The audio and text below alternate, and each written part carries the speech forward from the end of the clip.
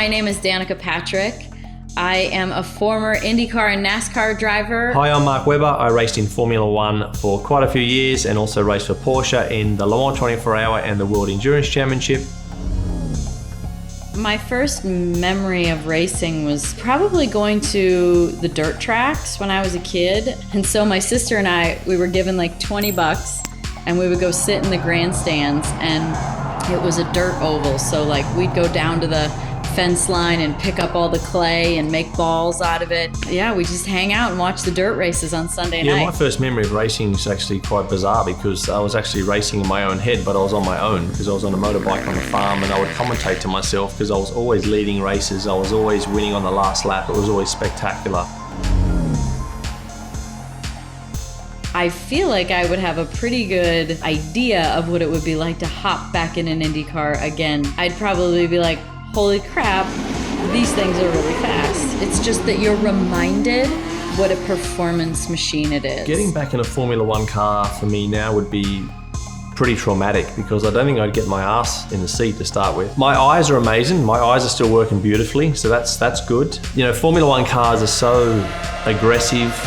They're low to the ground. They're certainly intimidating machines when you have a big enough. If you have 2 months out of the car and you get back in, it can take you a few laps to certainly get your eye and the calibration of your brain to accept the speed you're going. So for sure I could drive one, no question about it. Could I drive one on the limit? Absolutely no. 44, mate, you are done. To drive a car at the limit like that, it's not going to happen.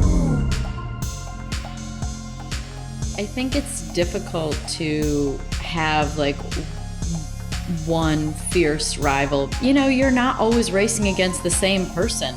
Depends on how fast the car is, how the year is going. It wasn't some old school, like awesome rivalry that went on throughout my career. It was, you know, I had a whole bunch of people that I hated all along the way. Yeah, fierce racing rival for me, I mean, Sebastian Vettel. I mean, we went for the championship in 2010, and Fernando, wheel to wheel. I mean, you know, Fernando was always, you earn your money around him. His level of consistency was extraordinary. And of course, Lewis. I mean, Lewis, naturally. They're the three that gave me the most headaches.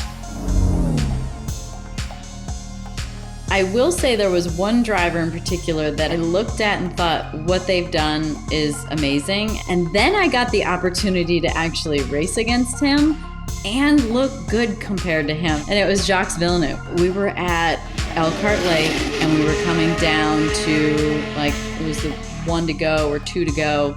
And I was running 4th and he was 5th, I think. And he punted me off the track and like crashed me, and then come back and we meet up again in Montreal. I led that race. I passed him. I led the race for a lot of it until someone, I'm dead serious when I say this, somebody threw a shoe off the bridge going down on the back straightaway heading to the hairpin, and I was leading the race, and I came by and I didn't see it, and I drove over it, and it hit something in the rear end. The rear end was sliding around and ended up failing. That is a shoey right there. That's a shoey, if I've ever seen one.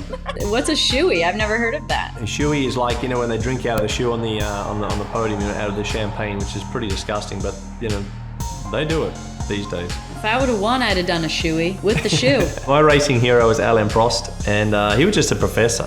And, you know, also I love Jean Alesi. Prost was always so reliable that I got to stay up all night and watch the whole race because my favourite guy was still in the race.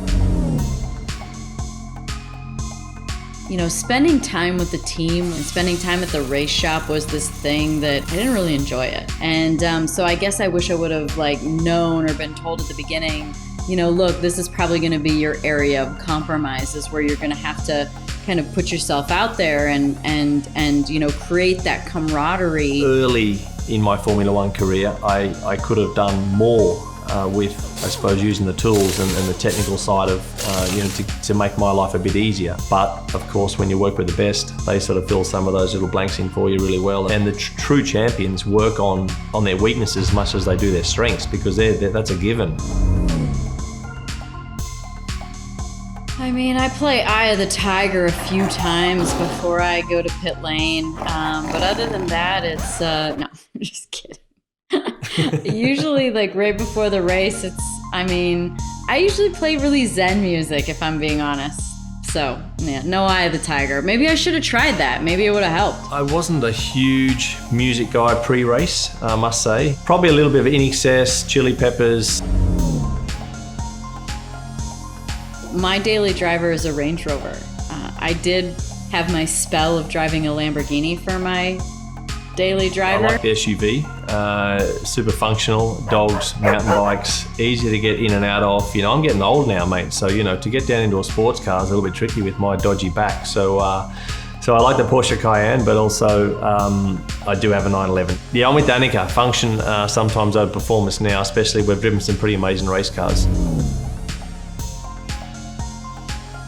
Snacks should pretty much be my middle name, as I don't ever travel without them. Walnuts, almonds, mulberries, trail mix. Snacks for me on a long road trip, peanut M&Ms.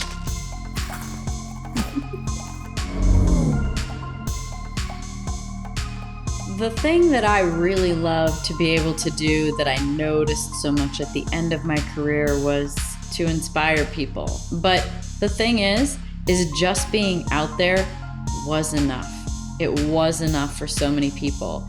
And I really valued that. What motivates me the most now? I think it's spending time with people I love being with. I mean, when you're in your career, you're pretty, self-absorbed in that. Of course, incredibly selfish. You have to be in terms of, getting the best out of yourself. Last night I had a campfire out at the farm and we had some people there and it's like, how good is this?